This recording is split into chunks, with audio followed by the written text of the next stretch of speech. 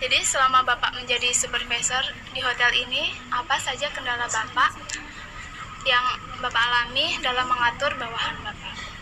Untuk kendala itu sebenarnya tuh nggak ada ya. Maksudnya bukan berarti tidak ada kendala, maksudnya secara spesifik mungkin kita itu sulit mengatur bawahan karena mungkin bawahan kita itu mempunyai beberapa kemauan sendiri ataupun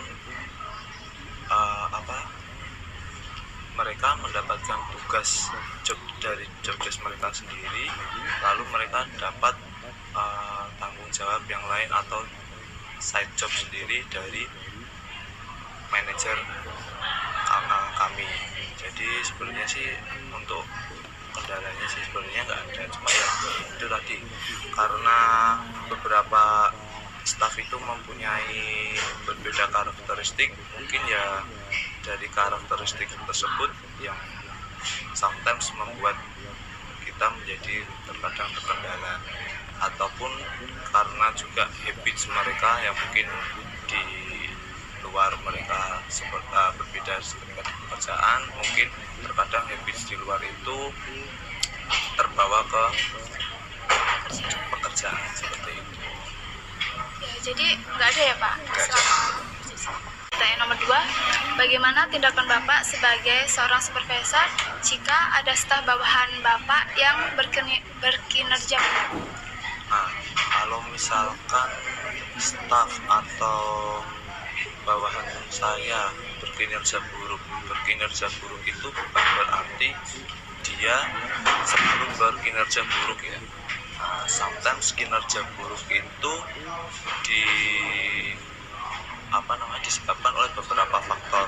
Mungkin ada salah satu faktor dari adapt from stressness atau adaptasi dari tingkat kestresan, dalam artian sebagaimana misalkan kita ketika handle buffet 500. Nah, biasanya anak itu dalam bekerja dia baik, tapi kenapa di saat 500 dia bekerja di bawah underperform.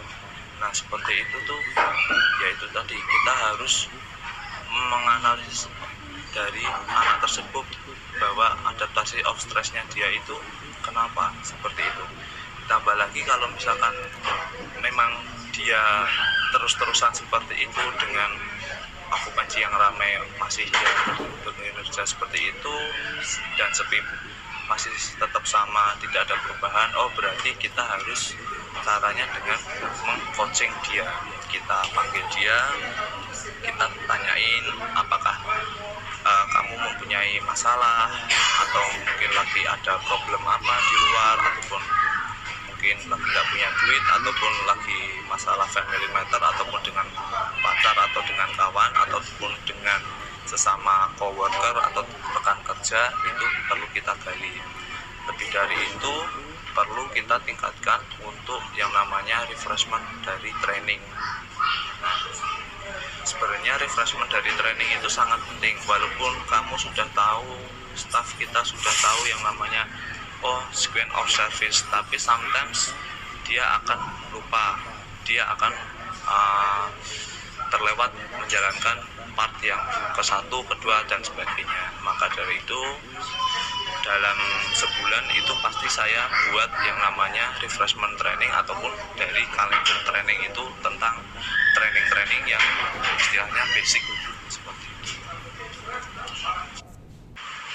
Lanjut, yang ketiga, bagaimana cara Bapak untuk membangun teamwork pada departemen yang Bapak pimpin? Membangun teamwork itu sebenarnya didasari dasar saya membangunnya dari asal saling tolong menolong.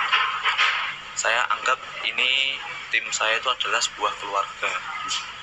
Gimana kalau misalkan satu susah, yang lain pasti ikut susah. Dimana yang satu senang, yang lain ikut senang. Jadi saya selalu mengingatkan pada staf-staf saya bahwa ketika kamu minta tolong ataupun meminta tolong teman itu sebisa mungkin dengan kata-kata yang sopan ataupun dengan dengan minta tolong. Jangan langsung kamu ini, jangan seperti itu. Even itu ke anak training ataupun anak casual ataupun ke atasan, seperti itu. Atasan pun juga sama, saya juga diperintahkan dari manajer saya itu bahwa kita tidak bisa untuk menyuruh mereka dengan seenaknya sendiri, seperti itu. Karena bagaimanapun kesuksesan sebuah outlet itu ya dari teamwork.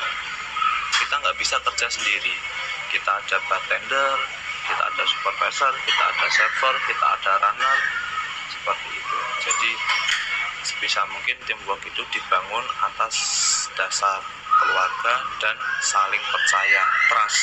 Karena nggak mungkin kalau misalkan kita tidak trust each other, percaya satu sama lain, itu nggak akan terjadi.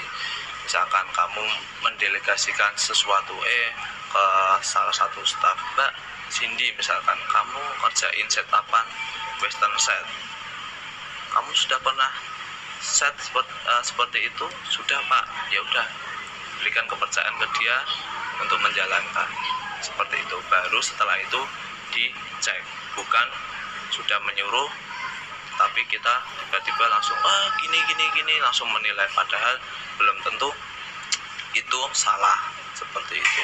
Jadi please coba percayakan, delegasikan sesuatu ke staf-staf kalian, seperti itu. Lanjut, apa saja yang Bapak lakukan untuk menjadi seorang supervisor? Apa yang dilakuin? Sebenarnya aku nggak ngelakuin apa-apa ya. Oh iya, sebenarnya gini, ketika kamu jadi training, training itu berarti kamu belajar. Berarti posisikan kamu memang harus belajar. Belajar itu dalam artian, kamu di sekolah sudah punya yang namanya basic untuk di FB service, misalkan basic untuk setup label, folding napkin. Nah, ketika kamu OJK atau OJT itu silahkan praktekkan di tempat kalian OJT. Misalkan supervisor kalian atau leader kalian ataupun itu staff kalian meminta tolong, coba folding napkin ataupun setup ini, ya udah terapin. Jangan standarnya di sini gimana. Yang namanya western set menu pasti itu satu jenis, pasti ya kayak gitu. Misalkan basic cutting julienne, ya pasti ya kayak gitu. Nggak mungkin julienne bentuknya kotak, kan seperti itu. Ya udah laksanain itu train. Nah, di samping train sekalian belajar itu kalian harus one step ahead, mindset kalian one step ahead untuk ke next level selanjutnya. Jadi bukan kalian train itu saya di sini train belajar terus, saya nggak mau yang namanya peduli lingkungan sekitar. Nah, itu sebenarnya yang salah juga. Buat sekalian itu training itu kalian one step ahead, mindset kalian, oh iya, staff itu kerjanya apa sih? Nah, bukan berarti kalian kepo ya harus kepo, seperti itu. Kepo dalam artian kepo yang baik, bukan berarti kamu tanya-tanya. Itu kalau kalian tanya-tanya, Mbak, staff tuh kerjanya gimana, kalian dimarahi, ya udah, jangan tanya sama orang itu, tanya aja ke leader kalian. Sebenarnya kalau tanya begitu tuh, itu berarti kalau seorang leader yang baik, dia akan tahu, berarti anak ini ingin one step ahead. Karena yang namanya kamu lagi di level bawah, itu kalian pasti akan ingin naik ke level selanjutnya. Baiklah Bapak, saya ingin menanyakan bagaimana cara Bapak memotivasi karyawan agar kinerjanya menjadi lebih baik. Untuk motivasi, sebenarnya motivasi itu ya perlu, antara perlu dan tidak perlu, tapi sebenarnya sih lebih ke perlu. Untuk memotivasi staff saya, yaitu saya melakukan yang namanya reward. Ya, kita kasih reward ke mereka. Reward bukan berarti reward berupa uang ataupun barang. Bisa ketika kalian telah mendelegasikan sesuatu pekerjaan kepada staf tersebut, kalian bisa ucapkan terima kasih. Setelah itu, ketika memang mereka lagi down atau lagi di bawah, jangan pernah langsung memaki atau memarahi, tapi kasihlah motivasi. Dengan cara seperti apa? Misal dia biasanya handle ala carte 3 table tanpa miss. Hari itu si server karena ada lagi problem, dia melakukan satu ala carte 1 table aja ada miss. Jangan sebuah kesalahan langsung kalian judge yang kemarin-kemarin itu jelek. Bisa kalian bilang ke si server tersebut dengan kata-kata motivasi, cuman yang membangun. Kamu biasanya handle banyak aja, nggak apa-apa. Kenapa hari ini ada miss? Ayo tingkatin. Masa nggak mau dapat tips yang lebih? Nah, bisa kata-kata seperti itu. Ataupun misalkan memang dia lagi down, lagi masalah dari luar atau dan sebagainya, ya kita ajak one on one, kita ajak sharing, kita kasih masukan, lebih ke personal sih seperti itu.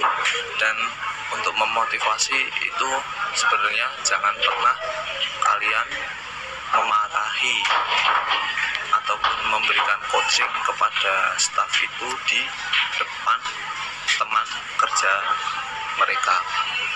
Kalau misalkan dia berbuat salah, please ajak ke tempat istilahnya yang tidak ada orang melihat, ajak ngomong berdua. Kalau mau dimarahi silahkan dimarahi, tetapi jangan sampai kalian marahi ke depan umum, istilahnya seperti itu, karena itu tidak akan membuat si anak tersebut termotivasi ataupun respect ke kita. Itu akan memberikan dia jadi down seperti itu. Baik Pak, lalu bagaimana cara Bapak dalam mengukur keberhasilan kerja dalam departemen yang Bapak pimpin? Kalau keberhasilan itu kita selalu ukur dari satisfaction tamu, kepuasan tamu. Once ketika tidak ada komplain, itu sudah hal yang biasa. Tapi kita lebih jauh dari itu. Gimana kita berhasil membuat tamu itu puas dan tamu itu bisa balik lagi ke outlet kita. Itu menurut saya itu tolak ukur keberhasilan kita. Sebenarnya kalau tolak ukur keberhasilan dari outlet kita itu kita juga punya yang namanya guest voice. Guest voice itu setiap tamu yang datang ke sini nanti kita akan kasih link survei, entah itu di platformnya internal Marriott ataupun di TripAdvisor. Nah, kita juga mau melakukan itu. Kalau misalkan kita dapat review 5, berarti kita berhasil. But saya selalu katakan sama anak-anak bahwa sukses is never final, satisfaction is never final. Buat apa tamu itu puas tapi dia nggak balik ke kita? Mungkin dia puas secara makanan, tetapi dia mungkin belum puas secara service. Mungkin dia puas secara service, tapi belum puas tentang produk kita, seperti itu. Jadi makanya untuk tolak ukur, yaitu tadi semua harus balance. Dia nggak komplain di service, dia nggak komplain di beverage, dia nggak komplain di makanan, ataupun nggak komplain tentang istilahnya attitude dari karyawan kita, seperti itu. Baik Pak, pertanyaan dari saya cukup, akan dilanjutkan. Pak, pertanyaan dari saya, tantangan terberat apa yang Bapak alami selama menjadi seorang supervisor atau pengalaman terburuk? Pengalaman terburuk, kalau sebenarnya saya pengalaman terburuk itu belum ada, karena mungkin saya masih baru, belum ada setahun ya untuk menjabat di level supervisor. But sebelum di supervisor pun saya sudah melewati di posisi captain. Nah, posisi kapten itu sebenarnya dia yang lebih terjepit karena dia dari bawahan itu dia juga kena, dari atasan juga kena, seperti itu. Dan memang tangan terberatnya atau apa tuh namanya tadi, pengalaman yang terburuk itu yaitu pasti ketika tamu si staf kalian itu kena komplain, pasti kalian yang dihajar duluan sama yang namanya manajer kalian. Nah, seperti itu. Nah, itu tadi pengalaman terburuk adalah ketika saya pernah memberikan delegasi kepada staf saya, but dia tidak mengerjakan dan dia tidak get back ke saya apa kekurangan proyek tersebut dan sebagainya, yang berakhir operasional itu jadi tidak balance dan akhirnya ya itu tadi, kita semua fail dalam artian servis ke tamu kurang maksimal sih, seperti itu. Dan untuk yang lain-lain sih saya harap tidak pernah terjadi dan jangan sampai seperti itu. Pertanyaan berikutnya Pak, bagaimana cara Bapak untuk bekerja memenuhi target? Nah, bekerja memenuhi target itu caranya juga bermacam-macam. Salah satunya itu tadi, target tergantung dari target apa dulu nih. Nah, target kita dalam sebulan adalah yang pasti achieve revenue. Nah, achieve yang namanya budget, achieve yang namanya guest satisfaction, achieve yang namanya food cost itu tidak gede, terus habis itu achieve yang staff saya itu dia happy. Nah, seperti itu, karena bagi saya bukan hanya kepuasan tamu aja yang saya perhatikan, tapi kepuasan staff saya ketika bekerja itu juga harus puas, seperti itu. Dan untuk meningkatkan itu ya pertama, saya pasti selalu mengadakan yang namanya training. Itu suka nggak suka, lo udah mau tahu, kamu udah pinter, pasti harus training. Karena yang namanya training sebenarnya itu hal yang tidak membuat kita menjadi bodoh atau kita menjadi orang yang sok tahu ataupun itu. Karena dalam sesi training itu kita ada tanya jawab, mungkin akan bertukar pengalaman. Nah, dari situ, dari training itu kita bisa refreshment, kita bisa dapat ilmu baru ataupun kita bisa mengingat hal-hal yang baru, seperti itu. Lalu untuk masalah makanan ataupun itu juga sama, kita akan melakukan yang namanya tes panel atau tes produk itu sebulan itu 3 kali. Jadi bukan hanya kita bisa menjual, tapi kita harus merasakan juga, dan kita harus tahu apa sih yang mereka jual, apa sih yang kita jual, itu kita juga harus tahu. Jadi bagi saya, staf saya itu harus pinter, bukan staf saya itu harus bisa. Tidak ada kata tidak bisa. Selama manusia bisa melakukan, ya berarti kamu bisa, seperti itu. Dan kalian pun harus menanamkan seperti itu. Bukan berarti teman kalian bisa, kalian belum maksimal mengerjakan. Nah, belum berarti kalian belum bisa, tapi memang belum maksimal, dan itu harus dilakukan. Makanya training itu perlu. Lalu ada yang saya terapkan, yaitu request schedule. Nah, request schedule itu bagi saya juga penting, karena staff itu mereka juga punya kehidupan di luar, social life di luar, mereka di luar mungkin punya kepentingan dan seperti itu tadi. Jadi jadwal bagi saya itu fleksibel. Nah, itu dari biar membuat staff itu happy. Ketika staff itu happy, dia melayani tamu dengan happy, maka akan tercapai semua goal-goal achievement, tujuan ataupun ya target yang kita capai, seperti itu. Itu sih. Tanya Pak, bagaimana cara Bapak mengenali karakteristik masing-masing bawahan Bapak? Nah, untuk karakteristik bawahan itu saya mengenali dengan saya bicara one on one. Dalam artian setelah operasional biasanya saya akan mengadakan briefing. Kalau di sini kita akan briefing siang dan malam. Untuk briefing siang kita akan sampaikan hal apa aja yang akan happening untuk hari ini. Terus untuk malamnya kita adakan review.